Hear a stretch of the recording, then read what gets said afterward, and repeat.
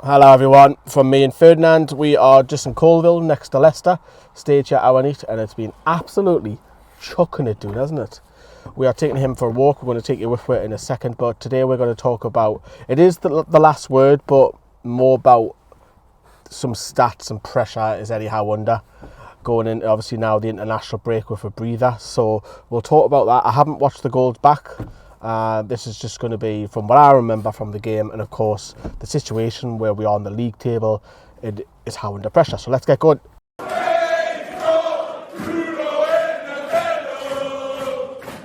Right, so let's talk about the lineup, because Kieran Trippier came in, and of course we're seeing Jacob Murphy start, and Harvey Barnes was on the left, obviously with Anthony Gordon's hip injury. But Dan Burn at left back, and that sounds like I'm picking on him because Dan Burn's had an incredible 2025 and he's been absolutely sensational for it, and he still is sensational, but I think he's a centre back.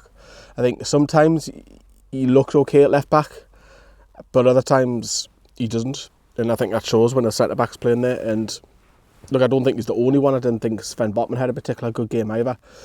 That was an issue. For me, the only one. I thought Lewis Hall might be given a start, then come off, or given more minutes later on to come off the bench. But, I mean, first half, we'll talk about that, then we'll get outside and take the dog out. We scored, and I have to say Harvey Barnes took it incredibly well. Again, I haven't seen any of the goals back, but he took it so well. We're like, shoot, man, shoot, shoot. But he'd cut back, and then fired home. Done really, really well to put that away. And that was a good start. A fantastic start by the Toon. But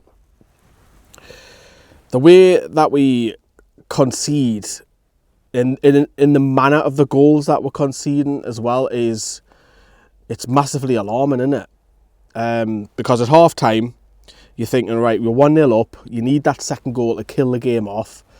You know, the first half was all right. It wasn't spectacular. Obviously Brentford had a couple of chances made. Pope had to force a double save right at the beginning of the game and a save later on in the first half. So we were doing okay. It was a traditional professional job away from home in the first half, wasn't it? But the second half, my word. Let's get out and walk the dog and we'll talk about that second half, because that is just pitiful. How was son? Keep going on, that's raining. Doesn't like the rain. Calamity. Absolute calamity.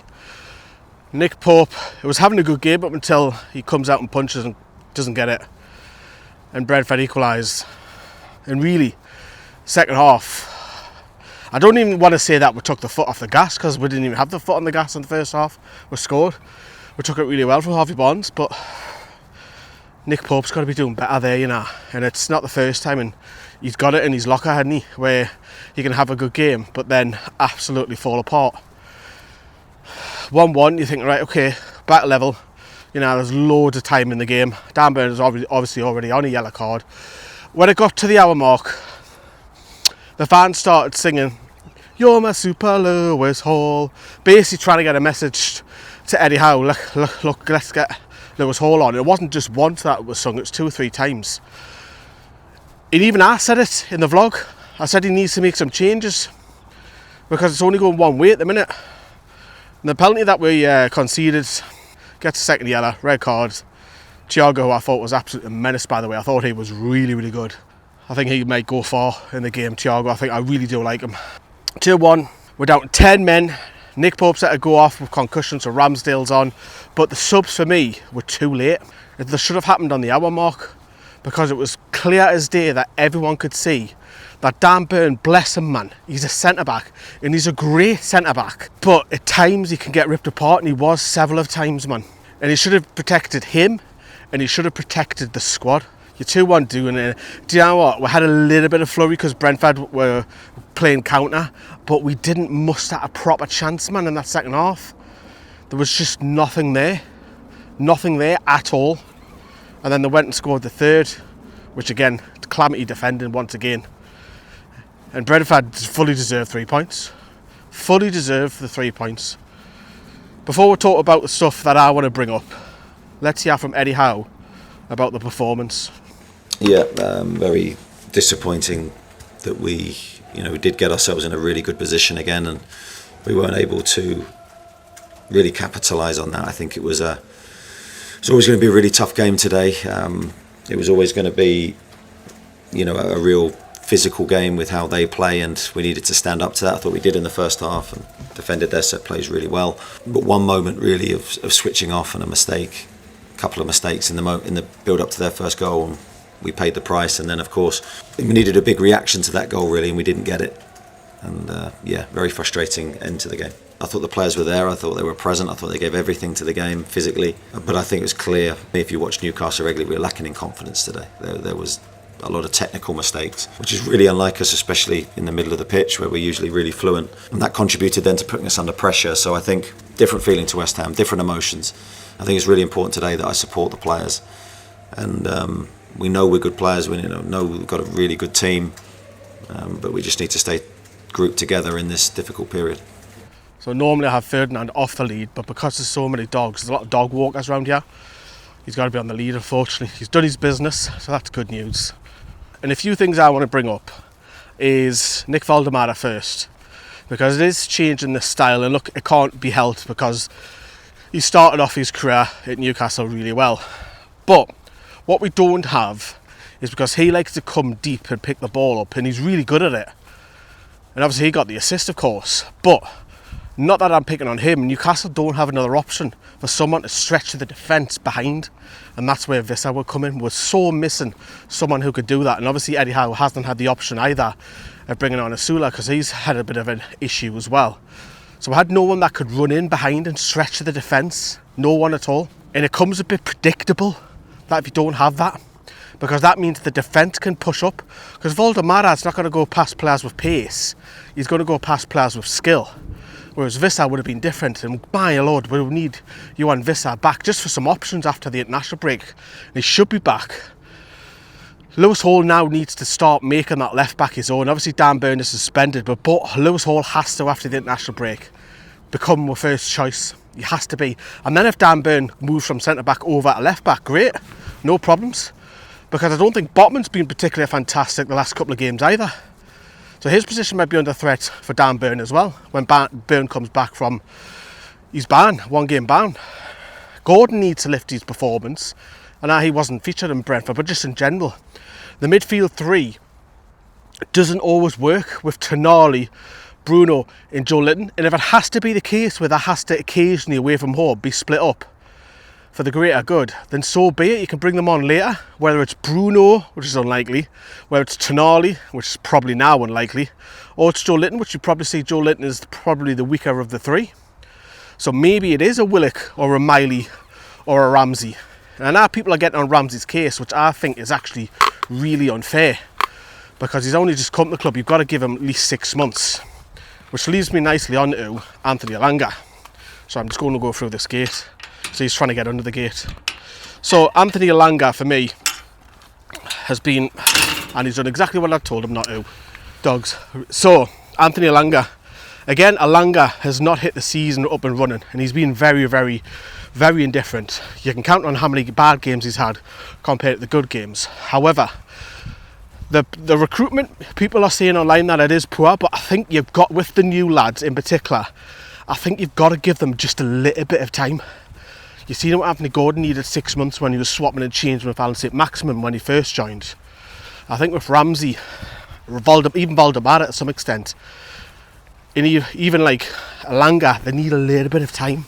Chow started off fantastic well, and he's obviously got the recall to Germany, which is great. So there's dogs approaching, so I need to pause the video again. Right, I think we'll walk over, because the rain's heavily coming down, so let's get back to the van and carry on this video. Right everyone, we are back in the camper. The weather down here is absolutely lifting. It's been like this hour neat. Horrible.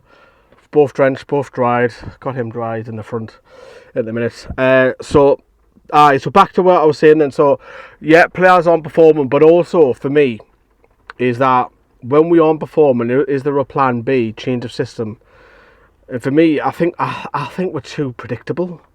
The usual midfield three, usual back four at the moment. And Waldemar up top, either Elanga or Murphy on the right, and it's either Gordon or Bond. I think we're all very predictable.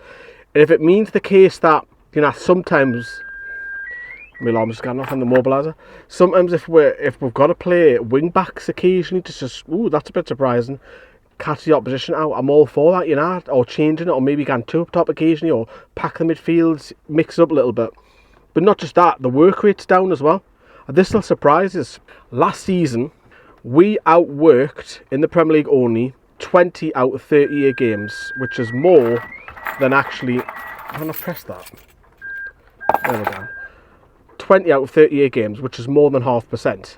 This season, so far, in the Premier League, out of the 11 games that we've played, we've outworked the opposition 3. 3 out of 11. Which is what, 27, 28% off the top of my head? That's alarming. The performances are alarming, and it's never a good thing. And not that I want Eddie Howe to go, because I don't want Eddie Howe to go yet. I think he's proven that he can turn it around. He did last season, remember, ironically, it was against Brentford. I think it was early December. We're sitting in 12th place. And people might say, aye, but late at the minute, we're only 2 points above the relegation zone, but there's only 11 games played. So I think if Eddie Howe was to be sacked, I think the majority, not all, the majority, probably, I'm guessing 70% upwards, would not be in favour of that. It'll come with a massive shock, but it's never a good time to go on a bad run of form when the international break is here. You've already seen it with the women, that they got rid of Becky Langley, the PIF, which is incredibly harsh. But I'm not saying that Eddie Howe will gan, but he has to start picking up some results. And then now that we've got 2 Champions League places, and now we've won a trophy, which is brilliant. But the managerial game, it's short term, it's for the now. It's great that he's got that on his CV, which is brilliant. But if we, because we've got Man City coming up away from home, we've got to start picking up some points pretty quick. Because yes, it looks like we're going to get through in the Champions League, which is mint. But the Premier League's your bread and butter, that's where the money is. So we've got to start, if we've got to start, playing ugly. The dark arts, where's that gone?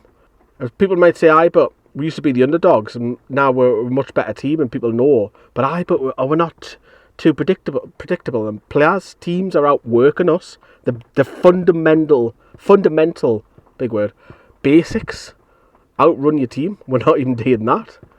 And I think, as I say earlier, stretch on the defence would be massive if we can have Visser.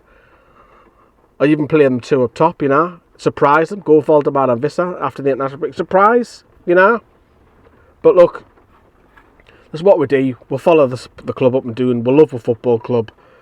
We'll put our miles in. We'll put the money in. And the fans have been shortchanged massively. And I'm different to other fans. I've spent over 400 quid the last 2 away days. And that's with a camper van, because it's eat fuel. And then the tickets, and then the food. So I've spent 400 quid to see West Ham away and Brentford away. And people like say, oh, that's your choice. Of course it's my choice. I'll go every single one. I'm chasing that euphoria. I'm chasing that moment of, oh, wow, that was class. I'm so pleased I went. That's what we do, supporters. That's why we get all these games. We chase them moments, them little small moments. Like the Harvey Barnes goal, mint. It would have been great if we got that win, because you would have felt 10 feet tall. You're coming away. You've had a great weekend, because some people go for a weekend. Some people just go the game and back. I like to spread mine over a couple of days. But it's the international break now. It's coming at a good time. We should have Visser back. Livramento should be close back. Lewis Hall should start with Burns' suspension. I think Nick Pope's quite lucky that there's an international break now, because I think he would have been replaced with a concussion rule, which would have got Ramsdale in, and probably Ramsdale would have kept his place. So Ramsdale's probably a little bit unfortunate. It'll be interesting to see how many of them pull out the England squad as well. But look, it is what it is. What do you want with today? We kind of change it. We're just going to support the lads, and that's what we should be together. United as one, as the old kind of phrase. But I'm going to love yous and leave us. I need to get Tesco fuel up, get me Tesco points, and start heading home, I guess. Shouldn't we? He's it off because he's drenched. But anyways, love yous and leave yous. We'll see you very soon.